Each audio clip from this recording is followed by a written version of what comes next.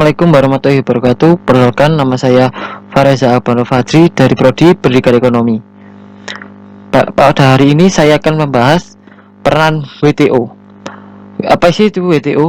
WTO adalah organisasi perdagangan dunia dan yang di dalam bahasa Inggris kan yaitu World Trade Organization, disingkat WTO, adalah sebuah organisasi internasional yang menaungi upaya untuk meliberalisasi perdagangan. Organisasi ini menyediakan aturan-aturan dasar dalam perdagangan internasional, menjadi wadah perundingan konsensi dan komitmen dagang bagi para anggotanya, serta membantu anggota-anggotanya menyelesaikan sengketa dagang melalui mekanisme yang mengikat secara hukum. Organisasi ini didirikan pada 1 Januari tahun 1995 dengan tujuan untuk mengurangi tarif dan hambatan perdagangan lainnya yang diharapkan akan memajukan ekonomi dan meningkatkan taraf hidup masyarakat. Baik, di sini saya akan menjelaskan peran WTO. Yang pertama yaitu peran WTO bagi perdagangan internasional. Dalam penyelesaian kasus perdagangan internasional, ada sebuah lembaga yang menangani soal sengketa ini, yaitu lembaga yang terdapat di badan World Trade Organization yang bernama Dispute Settlement Body atau DSB. Salah satu peranan WTO yaitu sebagai forum dalam menyelesaikan sengketa dan menyediakan mekanisme konsiliasi guna mengatasi sengketa perdagangan yang timbul. Sistem perdagangan multilateral WTO diatur melalui persetujuan yang berisi aturan-aturan dasar perdagangan internasional sebagai hasil perundingan yang telah ditandatangani oleh negara-negara anggota.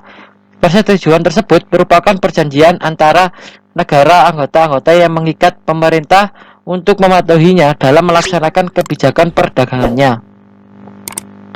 Apabila negara anggota WTO membuat standarisasi produk tanpa melanggar prinsip non-discrimination principle, maka negara tersebut dapat dikecualikan dari berlakunya aturan pengecualian GATT dalam pasal 20.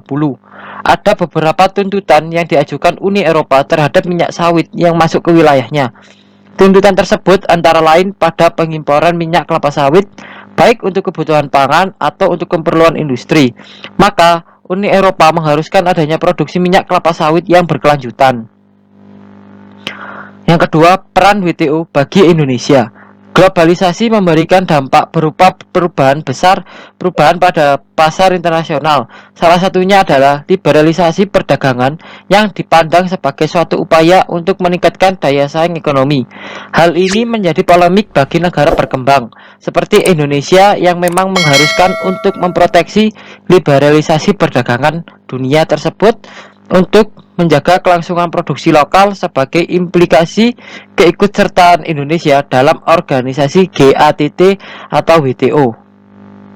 Hasilnya, ada 3 fungsi WTO bagi negara berkembang. Pertama, sebagai suatu perangkat ketentuan atau aturan multilateral yang mengatur tindakan tanduk perdagangan.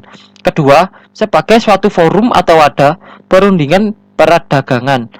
Ketiga, sebagai suatu pengadilan internasional. Dan manfaat WTO bagi negara berkembang adalah dapat meningkatkan kinerja, khususnya bagi Indonesia, dapat menjamin terciptanya lapangan pekerjaan, meningkatkan produksi dan perdagangan, dan mengoptimalkan pemanfaatan sumber daya dunia. Sekian dari saya, kalau ada salah kata mohon maaf. Terima kasih. Wassalamualaikum warahmatullahi wabarakatuh.